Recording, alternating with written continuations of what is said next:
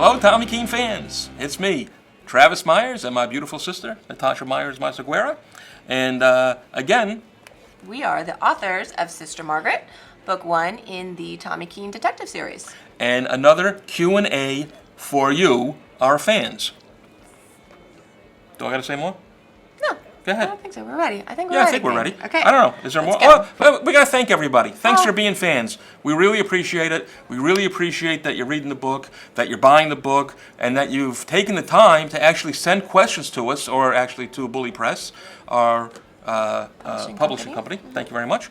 To ask these questions. Thank you so much for taking part. It's very, very exciting to us. Yes, it is. I have to say, we are blown away by how the great reviews, how many people have really Love those reviews. Loved Sister Margaret and in love with Tommy Keane. And so, yeah, we're thrilled. We didn't expect, we didn't know what to expect, but we definitely didn't expect how great it's been. So thank you. We're totally new to this, and you guys are our fans are just brilliant. Thank you so much. Yeah.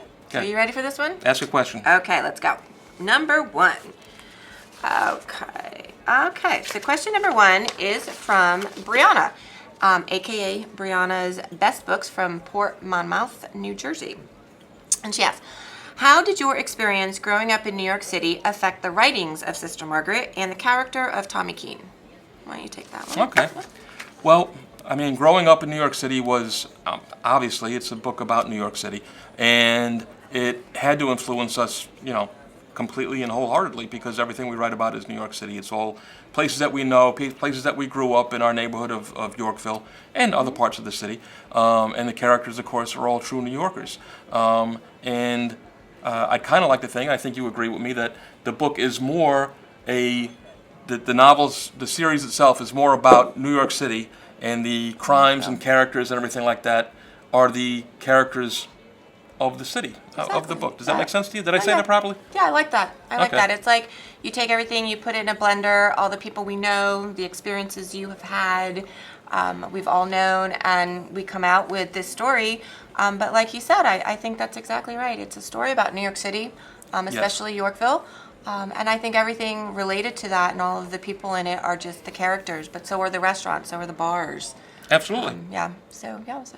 It's a tapestry. It is a very nice How's word. that? It's a tapestry. Or a mosaic. A beautiful mosaic. That's what New York City is. Yes. How's that? I like that. Okay, very good. Thanks, Brianna. So, next. Number 2. It's along the same lines.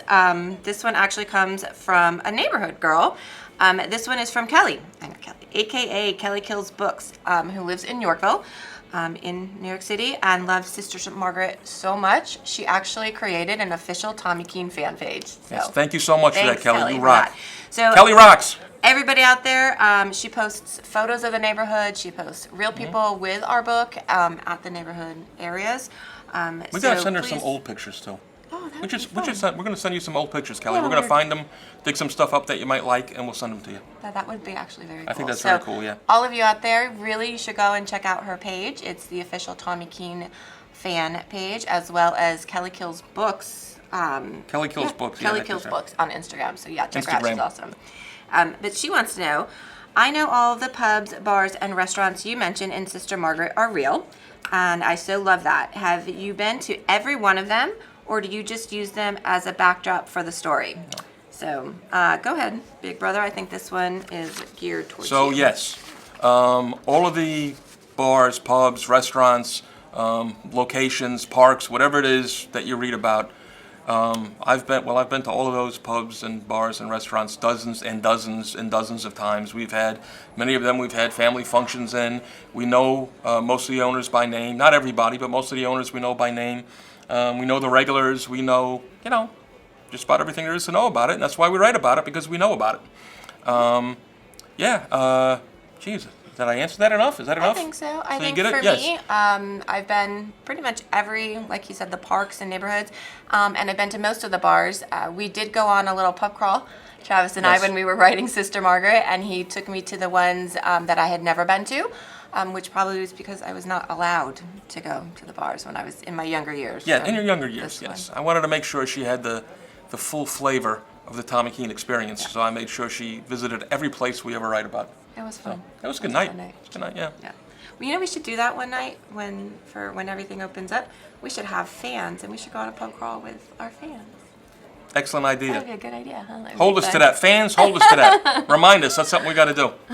Okay, so thank you, Kelly. The next one is from Dina, the bibliophile extraordinaire from Colorado Springs. And she asks that this is one for both authors. If you could choose a fictional detective as your partner to solve crimes, who would it be? It would Sherlock Holmes. Who else would it be? Well, I think I'd go a little more newer. Newer? Yeah, kind of closer to this time frame. And I'd probably go with either, I'm thinking Amos Decker, because I just read from Baldacci, the Memory Man series.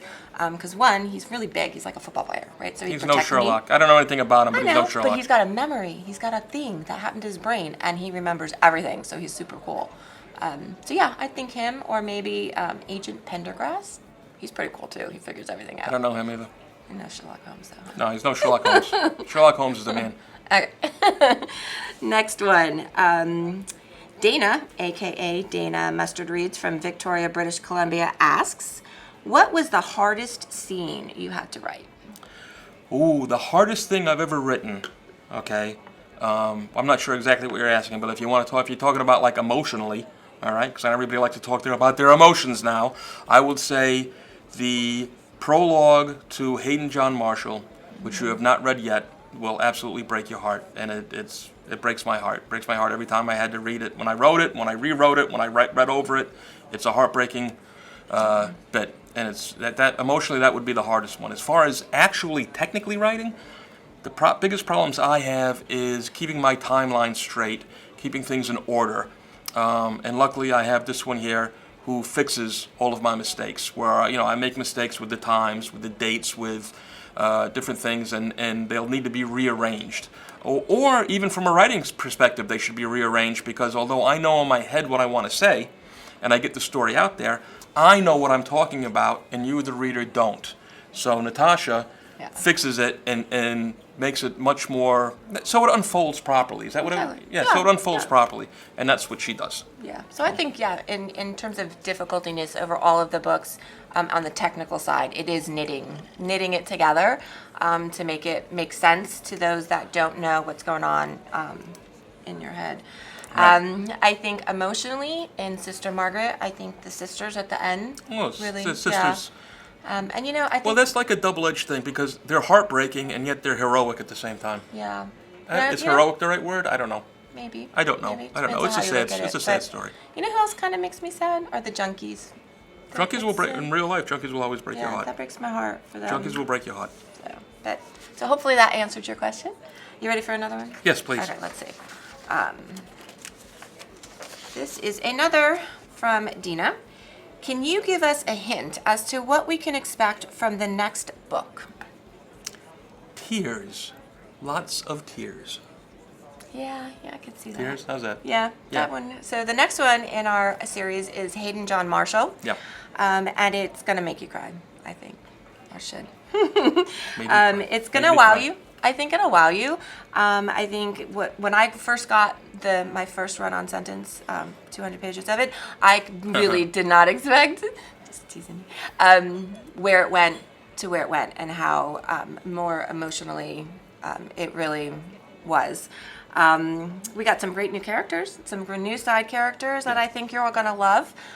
We like them, and so you'll be seeing them. And then, of course, we've got all of our already Sister Margaret fans and Hayden John. Yeah, that's one thing, again, characters. from a writing perspective, is that when Natasha gets it, it's actually a new book for her, too.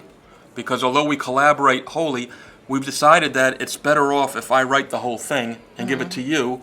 That way she can feel it as a reader does. Even though, again, what I send her is a mess, she can feel it as a reader, and it, again, unfolds for her. So she gets to feel the surprises. Yes? Yes, I like that. I like that. I read it one time just as a reader, just to get the flow of it. I want to see, does it sometimes make me even question where this is going, and then it ends up surprising me and like, oh my gosh. I remember the first time.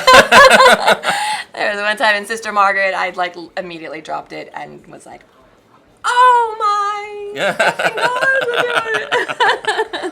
God. So yeah, that was fun. So yeah, we hope with Hayden John that you're gonna. I hope Yeah. we all get the same reaction from you guys. Yeah. So Exactly. next question. I think this is gonna be the last one. Okay, You ready last for one question. last? Okay. Last question. So this one is from Brianna at Brianna's Best Reads. What's next for Tommy Keane? Next for Tommy Keane, more crime-fighting adventures. That's it. Next up we have Hayden John Marshall, which is about a missing little boy, and it deals with the dark web and just a lot of dark subject matter in general. After that comes Jenny Black. Jenny Black is a DOA, dead on arrival. Jane Doe, they don't know who she is, and a lot of it is just finding out who this person is, and once they do, of course, what happened to her. And then the first one that we think is going to be out in sometime in 2021, we don't know, so don't ask, but we'll be sure to let you know when we know, is going to be June Lee, and that's going to be deal a lot with human trafficking and other very dark. I'm sorry for all the dark stuff, but you have to remember it is crime. That's what you're asking for. You're crime fans. You're getting crime, and there's nothing fun and light about crime. Right. Right? Because crime never takes a break. It never does. Crime never stops, and neither will we. All right? Okay. Cool. I think that's it. Are we all done? I think so. That's it for Okay. this edition. Well, goodbye. Thank you Bye. very much. Thank you. Buy a copy if you haven't already. See you soon.